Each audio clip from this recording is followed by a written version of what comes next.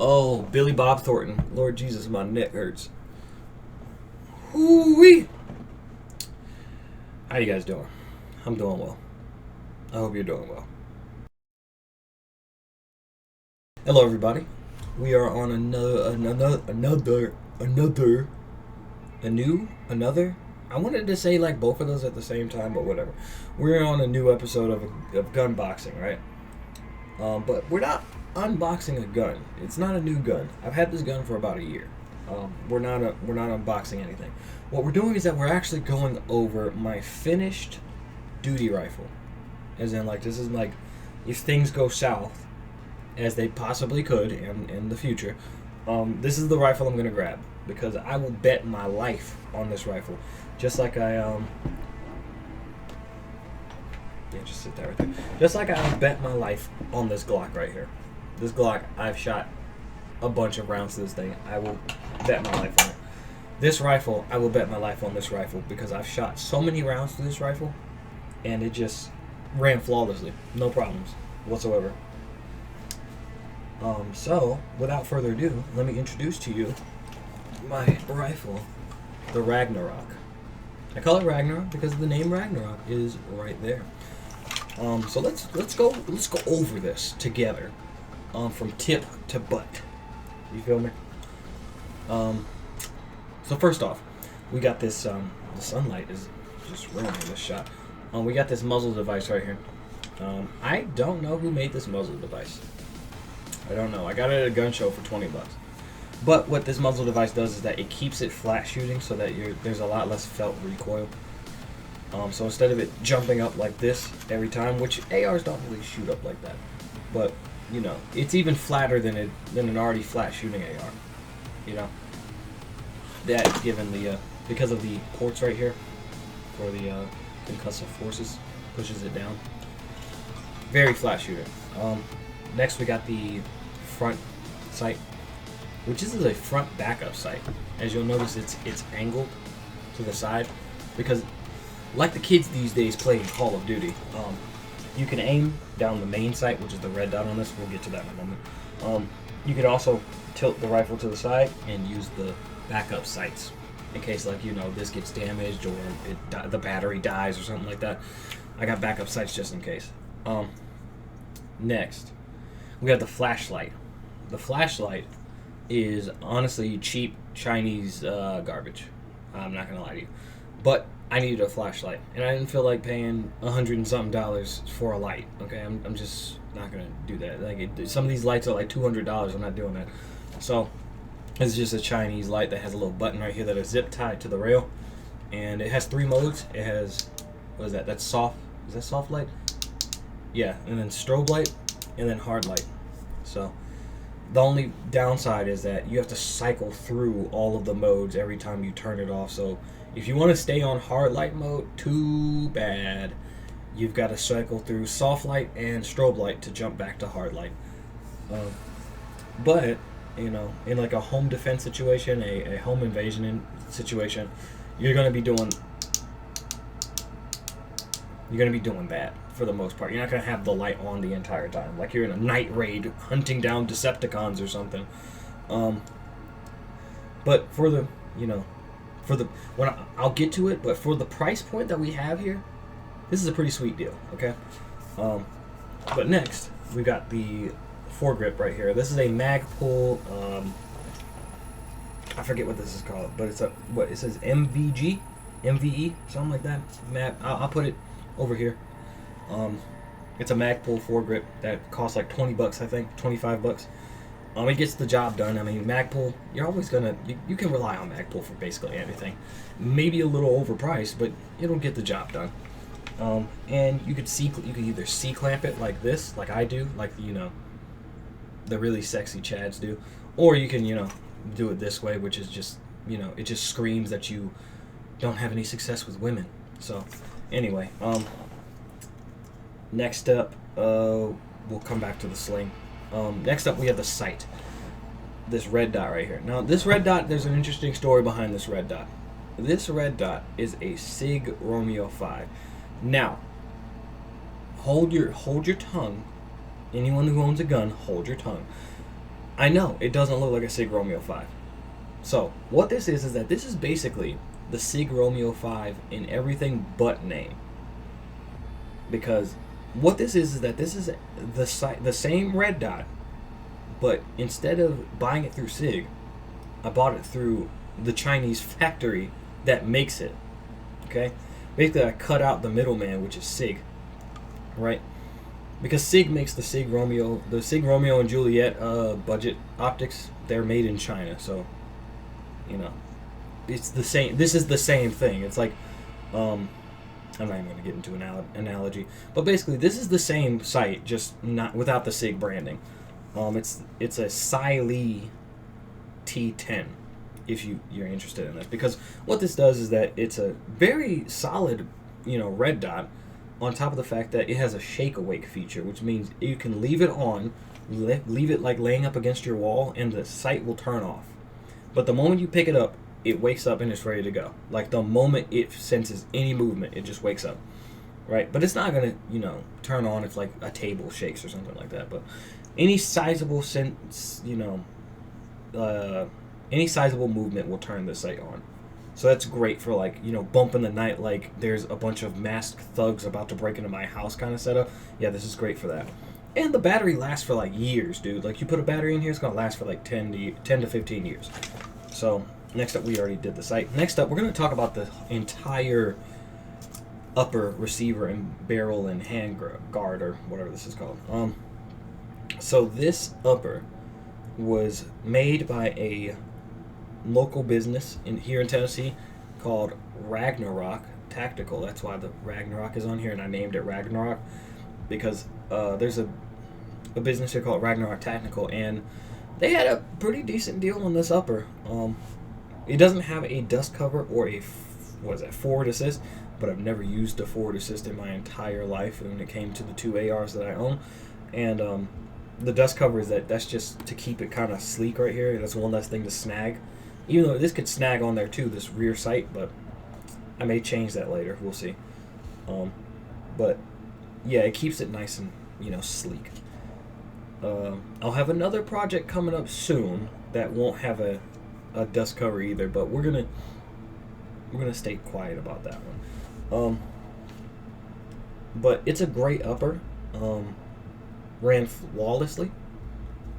As far as I could tell, I didn't have to like tighten any bolts. Everything was, everything's machined very well for the price too. Like very high quality for the price. It's like this was like $325, $350. Okay, this is a pretty cheap. That is cheap for a whole barreled completed upper. That's very cheap. So I'm thoroughly pleased with this upper. It's fantastic. Next, we've got the lower receiver down here, which if you follow my story here on Instagram, or if this ever moves off of Instagram, if you follow my story on Instagram, you will know that this right here is the actual gun. Like, let me show you something. So, this part right here, this right here, is the gun. Yeah, I know that the explosions happen in this part, but this is not the gun. This is the gun. Where the trigger and everything is. And even without the trigger parts and everything in there, that's the gun. You can't fire it without this upper part, but the bottom part is the gun, according to our laws. Yeah, that's stupid. Anyway, so this lower is an Anderson manufacturing lower. It's a Poverty Pony lower, which honestly, if you're spending more than like $50 on a lower, like check yourself. Like that's ridiculous because all lowers are basically the same. If you stray away from your mil-spec lowers, you start having some issues like I did, which is why this lower has only been on this rifle for about 18 hours at this point, because the original lower I had on here was a Spikes Tactical, and the grip screw that goes in here got stripped, and I can't use it anymore. So I had to take all the parts off of that lower and put it into this lower. Yeah, it was as frustrating as it sounds. But it's got all the basic doodads that a lower receiver can have. It's got, trigger guard, magazine release, with the magazine catch on the other side. The bolt catch right here. Safety, you know, all that good stuff. Trigger is mil-spec. It's a basic mil-spec trigger because I'm not finna spend like $150 on some fancy trigger that's just gonna make me shoot slightly faster, I guess. But even under stress, it doesn't matter because you're just gonna keep mashing the trigger until you run out of ammo, because that's how all shoots usually happen. That's how all shoots usually go, I mean.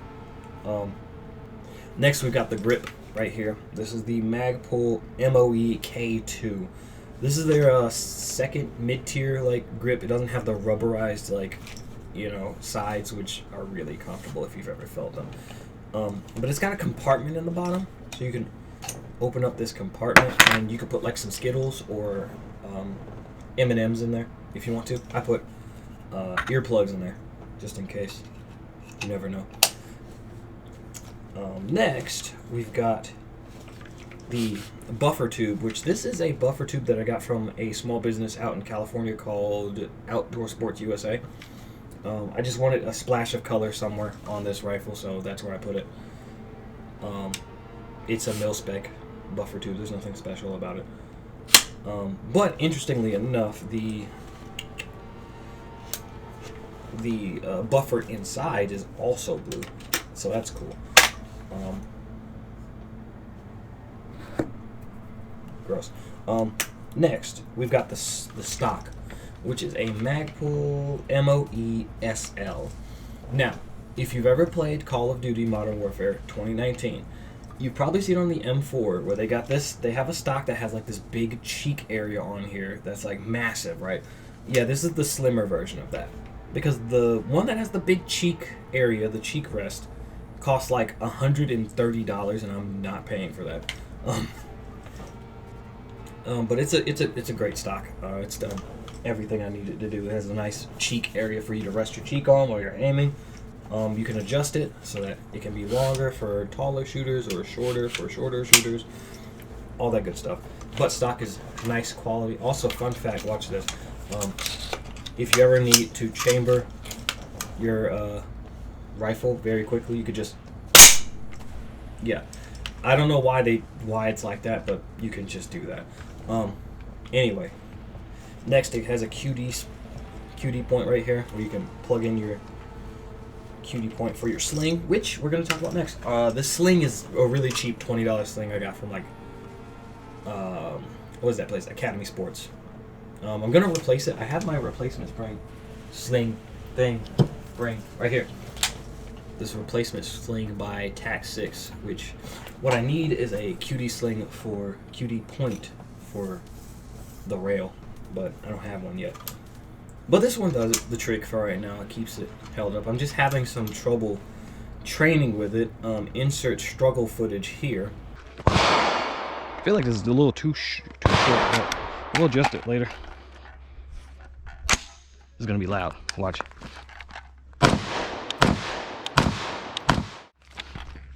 See, I thought I had this.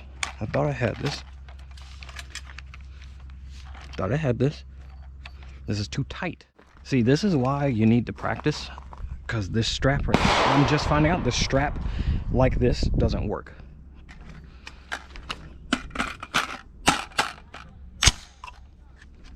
All right. Yeah, so I'm having problems with that. So I'm playing around with it, the location of the mount right here, so that, you know, I'm not choking myself or unable to like reload or anything like that.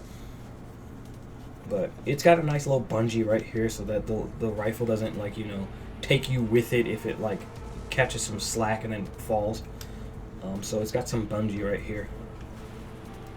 This is also, fun fact, this is a convertible sling, so you can convert this to a 1-point sling instead of a 2-point sling, which I'll show you what that looks like on my next project. Stay tuned. Next we have a mil-spec charging handle. Nothing special.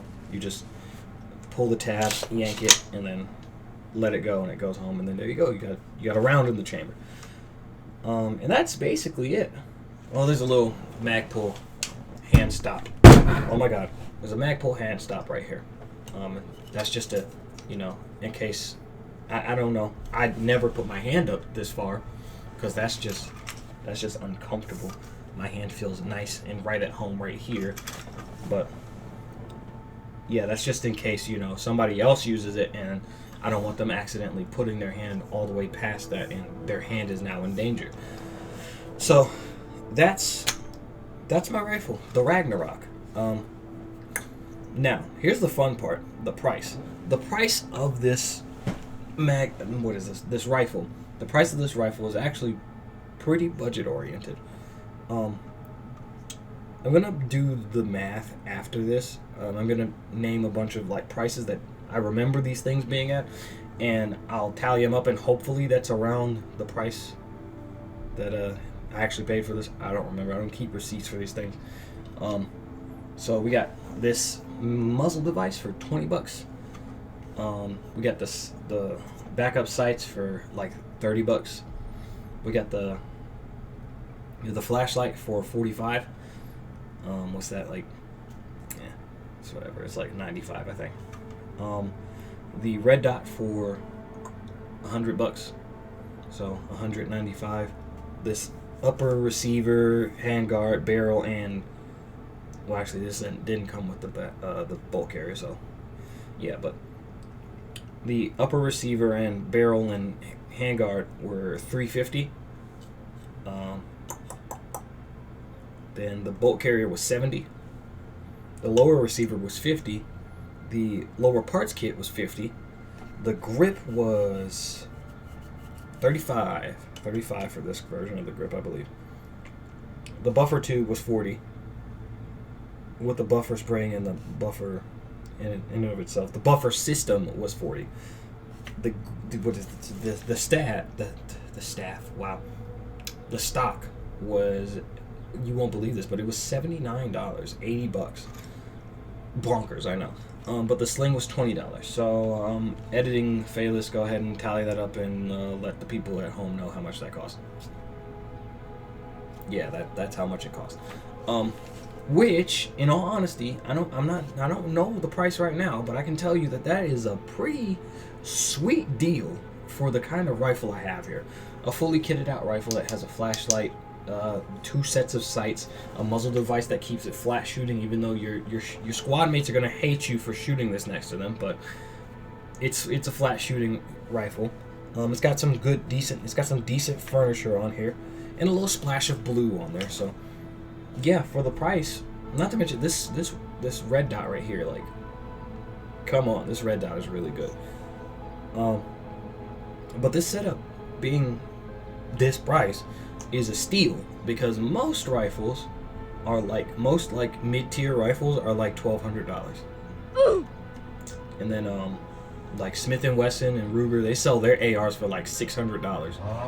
And when you get their ARs, they don't come with this. They don't come with these. They don't come with this. They don't come with this. They don't come with this. I forgot to count this. This is like $20. They don't come with this hand stop right here. They don't come with this. Well, they do come with this. They come with this grip right here. Or a grip that's similar to it. They don't come with this though, the stock. They don't come with the sling. They don't come with any of the other goodies that come with this rifle. So, yeah, in terms of buying a rifle, it's kind of always cheaper to just build your own, to be completely honest. And even then, that's lowballing how much Ruger and Smith & Wesson charge for their ARs. They may charge a little bit more. I think it's like $700 for Smith & Wesson or Ruger, one of them. I don't remember. But the best part is that this is a budget rifle, but it is 100% reliable. I have never had one malfunction out of this rifle. I've never had a stovepipe where the case got stuck right here. I've never had a failure to fire, a failure to feed, a failure to extract, or failure to eject. I've never had any of those. Never had an issue with this rifle. I would bet my life on this. Like, if zombies just started, like, just walking down the street, I could take on them with this. Alright? I would bet my life on this rifle. Here's some range footage to show you that, like, I've never had an issue out of this rifle.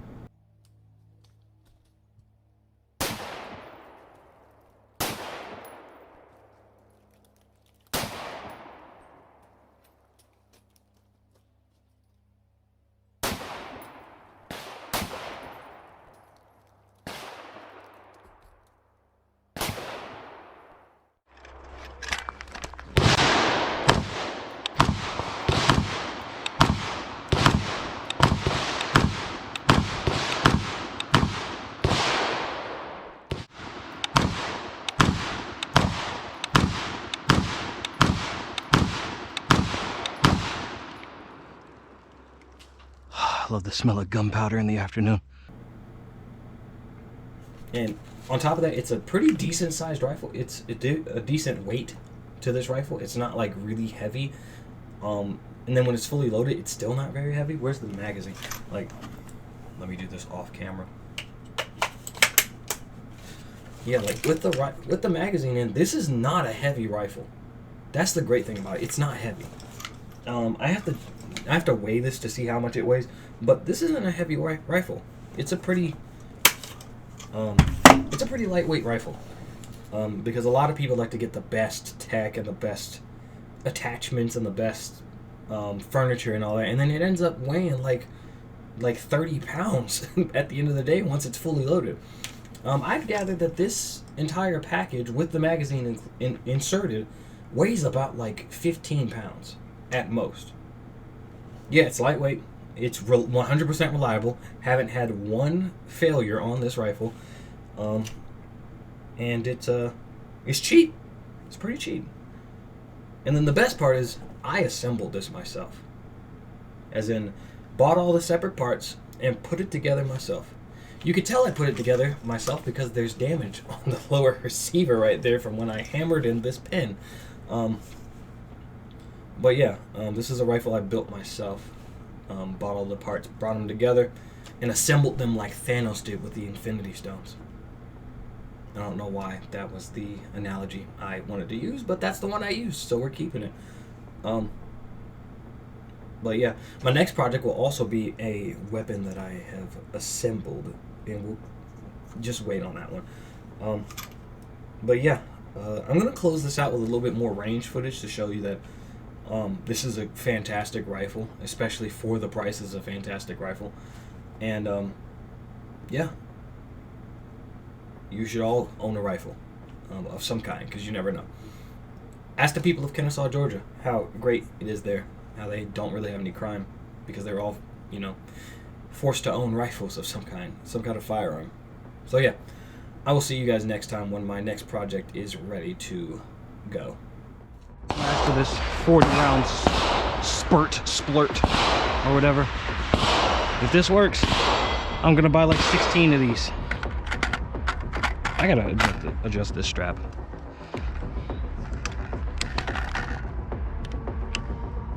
Oh yeah, you have to... Silly. Uh-oh. Uh-oh. Maybe I spoke too soon. Ah, the magazine was not set properly. It was not seated properly. That's why you gotta give it a good old whack. Okay, this strap is really killing me. I gotta adjust it.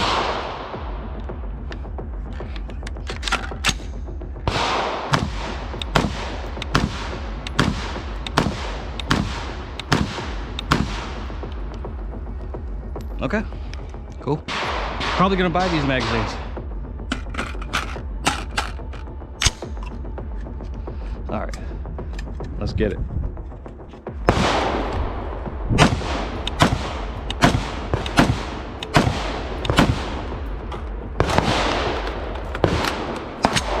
Oh, gross.